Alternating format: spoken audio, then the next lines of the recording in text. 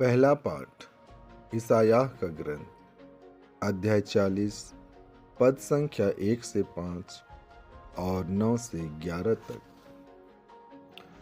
तुम्हारा ईश्वर यह कहता है, मेरी प्रजा को सांत्वना दो, सांत्वना दो। यरूशलेम को ढाढ़स बंधाओ और पुकार कर उससे यह कहो कि उसकी विपत्ति के दिन समाप्त हो गए और उसके पाप का प्रायश्चित हो चुका है। प्रभु ईश्वर के हाथ से उसे सभी अपराधों का पूरा पूरा दंड मिल चुका है। यह आवाज आ रही है, निर्जन प्रदेश में प्रभु का मार्ग तैयार करो, हमारे ईश्वर के लिए मैदान में रास्ता सीधा कर दो।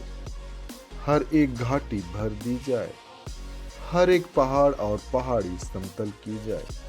खड़ी चट्टान को मैदान और कगार को घाटी बना दिया जाए। तब प्रभु ईश्वर की महिमा प्रकट हो जाएगी और सब शरीरधारी उसे देखेंगे, क्योंकि प्रभु ने ऐसा ही कहा है।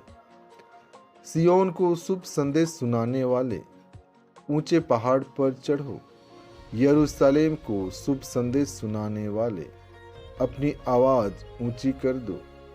निडर होकर यूदा के नगरों से पुकार कर यह कहो, यही तुम्हारा ईश्वर है। देखो, ईश्वर सामर्थ्य के साथ आ रहा है, वह सब कुछ अपने अधीन कर लेगा। वह अपना पुरस्कार अपने साथ ला रहा है और उसका विजयोपहार उसके साथ है। वह गडेरिये की तरह अपना रेवड़ चराता है। वह मेमने को उठाकर अपनी छाती से लगा लेता और दूध पिलाने वाली भेड़ें धीरे धीरे ले चलता है।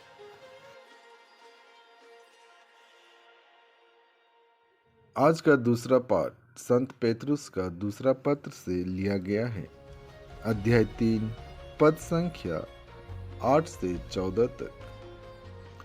प्यारे भाइयों, यह बात अवश्य याद रखें कि प्रभु की दृष्टि में एक दिन 1000 वर्ष के समान है और 1000 वर्ष एक दिन के समान। प्रभु अपनी प्रतिज्ञाएं पूरी करने में विलंब नहीं करता, जैसा कि कुछ लोग समझते हैं, किंतु वह आप लोगों के प्रति सहनशील है और यह चाहता है कि किसी का सर्वनाश नहीं हो, बल्कि सब के सब पश्चाताप करें। प्रभु का दिन चोर की तरह आएगा। उस दिन आकाश गरजता हुआ विलीन हो जाएगा, मूल तत्व जलकर पिघल जाएंगे और पृथ्वी तथा उस पर जो कुछ है वह सब भस्म हो जाएगा। यदि यह सब इस प्रकार नष्ट होने को है, तो आप लोगों को चाहिए कि पवित्र तथा भक्तिपूर्ण जीवन व्यतीत करें और उत्सुकता से ईश्वर के दिन की प्रतीक्षा करें। उस दिन आकाश जलकर विलीन हो जाएगा और मूल तत्व ताप के कारण पिघल जाएंगे। हम उसकी प्रतीक्षा के आधार पर एक नए आकाश तथा एक नई पृथ्वी की प्रतीक्षा करते हैं, जहां धार्मिकता निवास करेगी। इसलिए प्यारे भाइयों, इन बातों की प्रतीक्षा करते हुए इस प्रकार प्रयत्न करते रहें कि आप लोग प्रभु की दृष्टि में निष्कलंक, निर्दोष तथा उसके अनुकूल हों।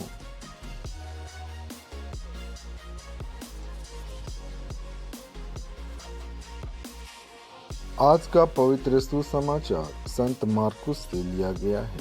अध्याय 1 पद संख्या 1 से 8 तक। ईश्वर के पुत्र ईसा मसीह के सुसमाचार का प्रारंभ नबी ईसायाह के ग्रंथों में लिखा है, मैं अपने दूत को तुम्हारे आगे भेजता हूँ, वह तुम्हारा मार्ग तैयार करेगा। निर्जन प्रदेश में पुकारने वाले की आवाज, प्रभु का मार्ग तैयार करो, उसके पथ सीधे कर दो। इसी के अनुसार यूहन्ना बपतिस्ता निर्जन प्रदेश में प्रकट हुआ, जो पाप क्षमा के लिए पश्चाताप के बपतिस्मा का उपदेश देता था। सारी यहूदिया और यरूशलेम के लोग यूहन्ना के पास आते और अपने पाप स्वीकार करते हुए यरदन नदी में उससे बपतिस्मा ग्रहण करते थे। यूहन्ना ऊंट के रुओं का कपड़ा पहने और कमर में चमड़े का पट्टा बांधे रहता था। उसका भोजन टिड्डियां और वन का मधु था। वह अपने उपदेश में कहा करता था, जो मेरे बाद आने वाले हैं वह मुझसे अधिक शक्तिशाली हैं। मैं तो झुककर उनके जूते का फीता खोलने योग्य भी नहीं हूँ। मैंने तुम लोगों को जल से बपतिस्मा दिया है, वह तुम्हें पवित्र आत्मा से बपतिस्मा देंगे।